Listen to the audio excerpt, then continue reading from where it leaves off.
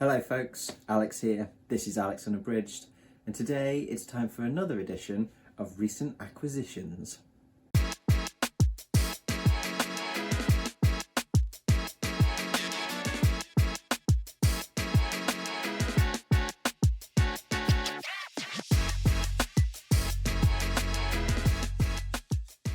So welcome back to the channel if that is the case. Yes, I've been buying more books. Not just buying, but also getting some handed along to me from family, etc. So I've got a little stack, or a couple of little stacks, a digital one and a physical one, to show you today, to see what new things I've acquired in the last month. So we're looking at like mid-August to mid-September, basically. So I will get to those in a moment. In case you're wondering, as you can probably tell, there's a change of setup. My videos will be like this for a little while, I should think, as I clear out and rearrange my studio space, which is where I do my filming as well as my working. And I've moved my computer, and the rest of the space looks like a bomb's gone off whilst I'm sorting it out and clearing out loads of crap that I've accumulated over the years that I don't need, etc. So for the time being, you will just get me in front of the computer, I'm afraid. But hopefully when it is finished, I do have plans for a nice little nook where I can do some reading, but also film my booktube videos as well. Something a little bit nicer than me in front of the computer screens. So let's get on with the acquisitions then. These are in the order in which they came to me, either via purchase or by gifts, or long-term loans. So first of all, we've got an ebook, and this was a 99p Kindle Deal, and this is The Grapes of Wrath by John Steinbeck. This is, of course, the Pulitzer Prize-winning epic by Steinbeck, which follows a family through the kind of hardships, struggles, trials and tribulations as they are forced to travel west from Dust Bowl era Oklahoma in search of the promised land of California. I've never read any Steinbeck. I missed out on that at school. It didn't come in to the school syllabus unless you did A-level English literature, and I didn't. So I've never read any. So I'm very interested in that era of American history, Dust Bowl era. So I'm interested to read some fiction that's kind of set in that time. And Steinbeck's one of those authors, really, that I feel like I really should read at least one in terms of, classics of American 20th century literature. So that is the first. Next up, another 99p deal, and one that I just saw and thought, oh, that sounds interesting. And this is Year One by Nora Roberts. This is about a deadly pandemic that starts on a cold New Year's Eve in Scotland, in the Scottish countryside, which comes to be called the Doom in the book. And there's something mysterious about this virus and the way that it spreads, and billions fall sick and die. But some of those that survive find themselves invested with strange and unexpected abilities. So I just liked the sound of this, a deadly pandemic in the Scottish countryside and some supernatural abilities. Sold.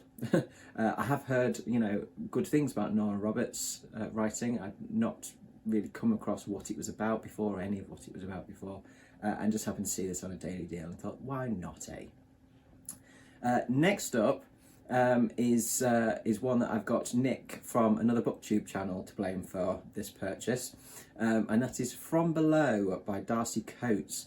I saw Nick's review of this a little while ago, really liked the sound of it, and thought, I'll just check online, see how much it is, and it happened to be 99p. So it was happening, wasn't it? So I picked that up.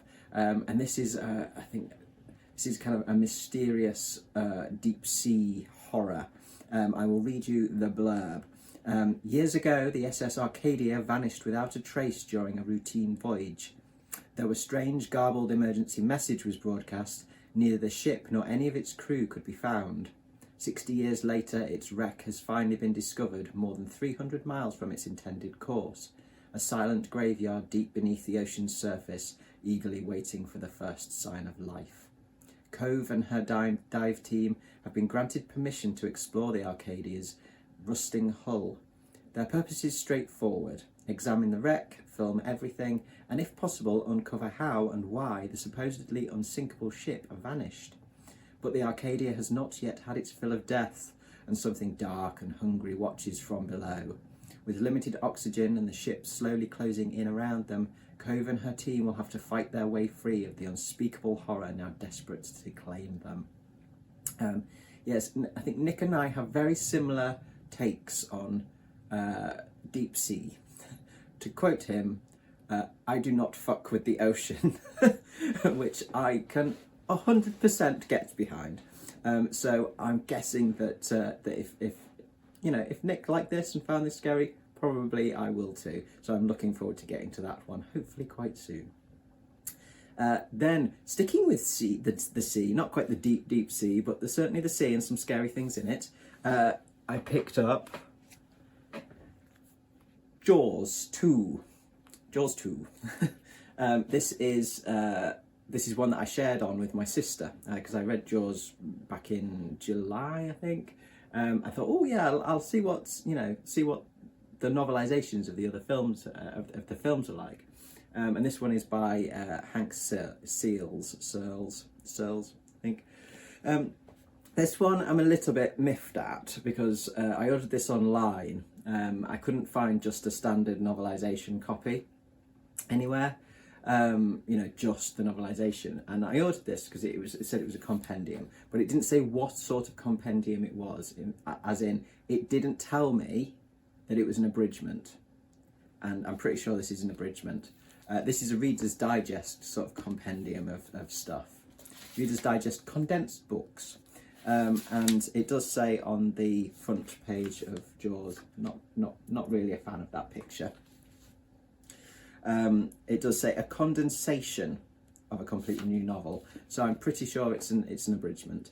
So I'm a little bit miffed because I don't really like abridgments if I can help it, but seeing as I could not find a copy of just the novelisation, I'll give it a go. My sister's already read it, she wasn't that impressed. So I'll see. If at some point I happen across a copy of the full text, I might pick it up and compare and contrast. But for now, that one will do. What else is in here as well? Got various bits and pieces, I think. Yeah, lots of stuff by different people. A Dangerous Magic, Francis Lynch, The Forest Dwellers, Stella Brewer, Talk Down, Brian Lacoma. Don't know any of those, so whether I'll read them or not, I don't know. But yes, Jaws 2, sort of. Next up, another one that I shared on with my sister. We've started buying books together. We've started splitting the cost because we're both skint. And buying stuff that we both like the sound of. And usually that means it's probably going to be some sort of ridiculous trash. And this is hopefully that's exactly. And that is The Lock by Steve Alton. We both, my sister and I, loved The Meg. The utter redonkulousness of The Meg. My sister drew my attention to this one actually and said, do you know Steve Alton's written something about the Loch Ness Monster? I said, no. So we bought it immediately. So yes, hopefully some Loch Ness Monster ridiculous silliness, I'm hoping for. And this came at a perfect time actually. I just ordered this and then I saw an announcement on Crystal's channel on Fibre Artsy for the Cryptid Readathon in November. So perfect for that. So that will be saved for November and will be part of the Cryptid Readathon. I will link to Crystal's announcement video in the description, and I'm terribly sorry, I've forgotten the creator of that readathon, but I will link to his channel and his announcement as well, and I will put a bar up with his details. But yes, if you're interested in reading some cryptid stuff in November, sounds like it's going to be a great readathon. So yes, that is one for that. What we got next? Okay, next up is back to the ebooks, and this was a freebie. This is After the Shock by Scott Nicholson, and this looks like a post-apocalyptic kind of horror, basically, survival horror story. The blurb says, a massive solar storm erases the world's technological infrastructure and kills billions. While the remaining humans are struggling to adapt and survive, they notice that some among them have changed. Rachel Wheeler finds herself alone in the city, where violent survivors known as Zapheads roam the streets, killing and destroying. Her only hope is to reach the mountains, where her grandfather, a legendary survivalist, established a compound in preparation for doomsday. Other survivors are fleeing the city, but Zapheads aren't the only danger.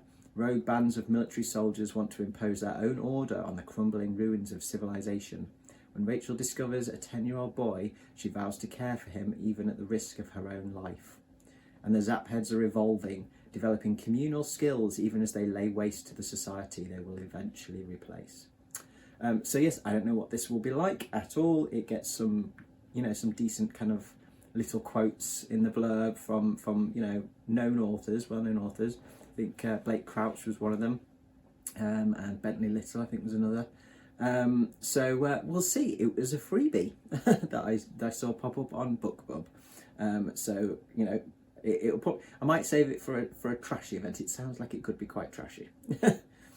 Okay, another ebook next then, and this is The Girl Who Broke the Sea by A. Connors. This was a Kindle Daily Deal. I had no prior knowledge of this at all. I just saw it in an email and kind of went, oh, what's that about? It's got the sea in the title, and I'm a little bit obsessed with deep sea stuff at the moment. So yeah, this is a YA novel, apparently, and sounded very interesting. This is the blurb. After she gets kicked out of school for her destructive behaviour, Lily agrees to an unusual fresh start, going with her mum to live at Deep Haven, an experimental deep-sea mining rig and research station located at the bottom of the ocean. Lily instantly regrets her decision. Claustrophobic and isolated, it's hardly her idea of home. Turns out, Deep Haven has problems of its own. The head scientist, they quickly learn, has disappeared, just as he was on the brink of a shocking discovery. In the darkness of the deep, something is stirring, something dangerous, and it's calling out to Lily. So yes, more deep sea, supernatural potentially, craziness, creepiness, sold. So yes, that's another one for my deep sea obsession at the moment. Sticking with the ebooks then for a moment, I picked up in a sale Anthem by Ayn Rand. This is for December's adventures in genre. I've decided December is going to be the dystopia, just to have something lovely and happy to read around Christmas time. So yes, so this is one of the ones that I probably will be reading. So I haven't read any Ayn Rand before. I do know about her some of her philosophy. I have looked at that, and I have seen several documentaries which feature her philosophy and stuff about her writing. I am not a fan at all of objectivism. It's kind of antithetical to my own, but I do believe in reading authors whose ideas, etc., are, certainly philosophically speaking, in opposition to mine. I think it's interesting, and I know Rand is quite a figure in America as well, and I think that's kind of interesting to me in terms of how she's a big part of that kind of sort of cultural history, that cultural heritage, if you like, in terms of literature. So Anthem is a very short one. It's a novella, and it is the classic tale of a dystopian future of the Great We, which is a world that deprives individuals of a name or independence. And it I think it sort of anticipates her later work like Atlas Shrugged and The Fountainhead.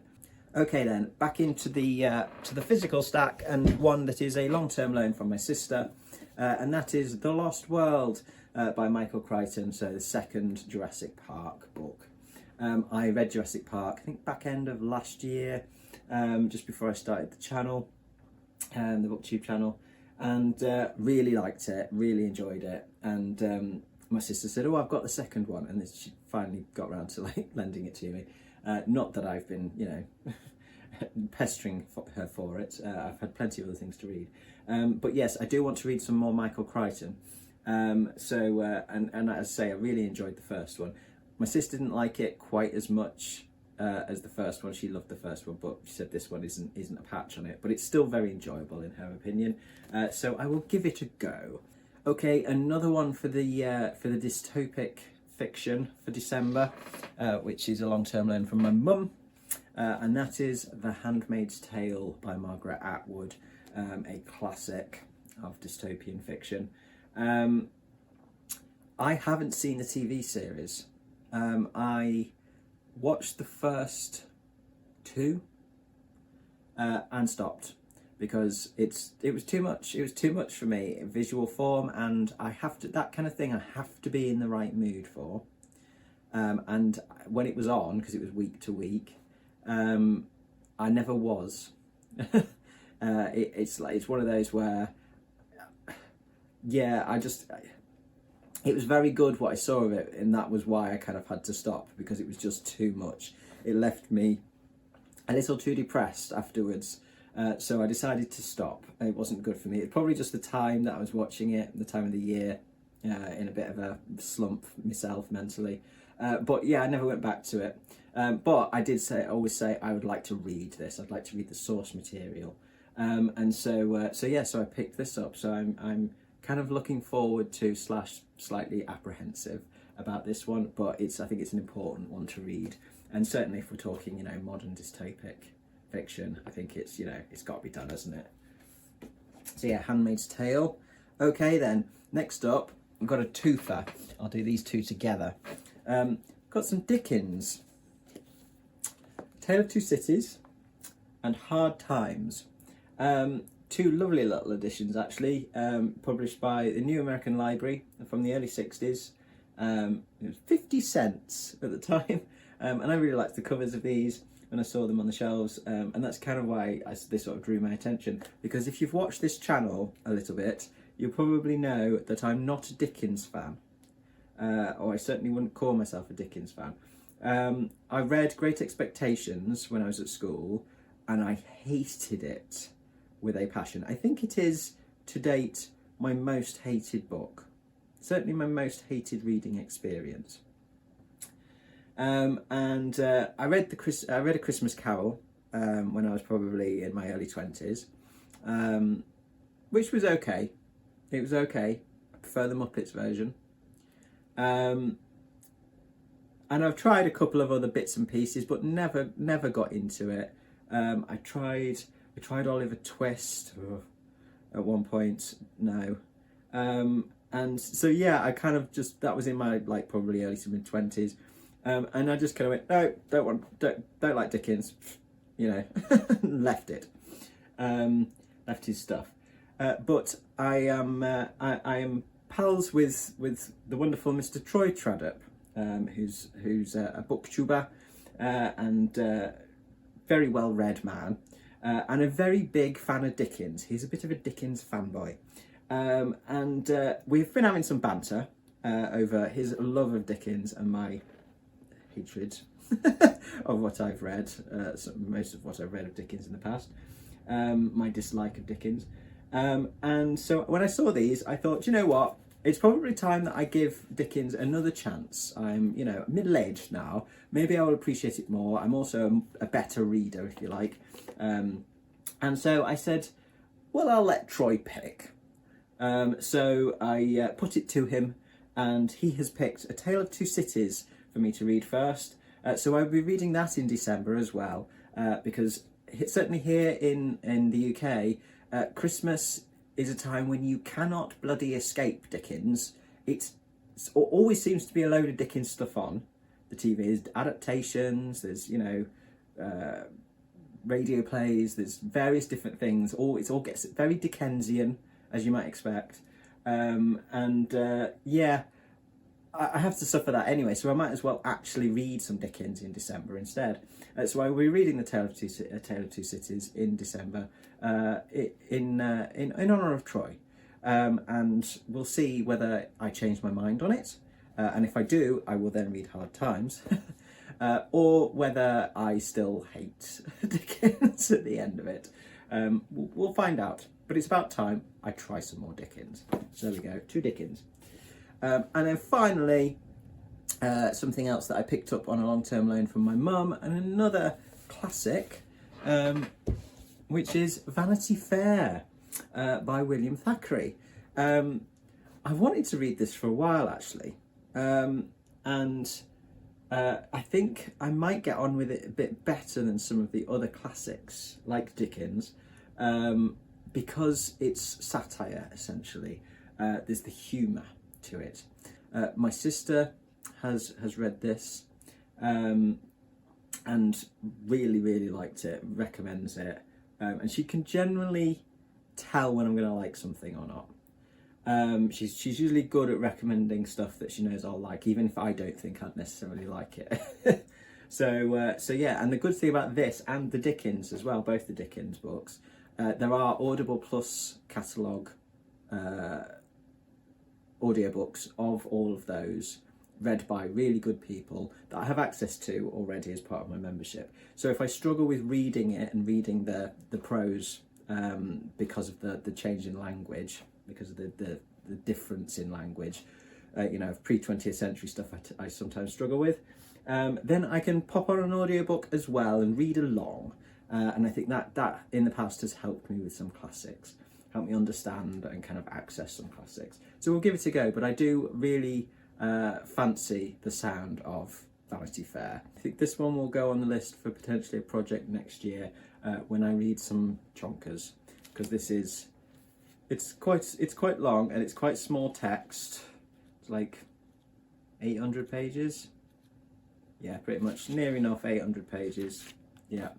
So yes, this one will go on the list for next year, I think.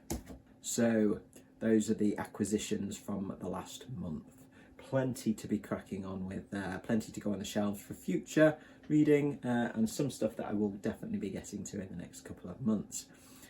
So do let me know in the comments, as always, if you've read any of the books I've talked about today, whether you liked them or not. And if there's anything that you also have on your list or on your shelves waiting to be read. I'm always open to the suggestion of a buddy read. If anybody fancies one of those, do let me know in the comments.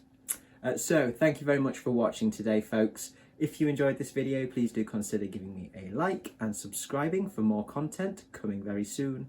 But from me, for now, that's ta-ra.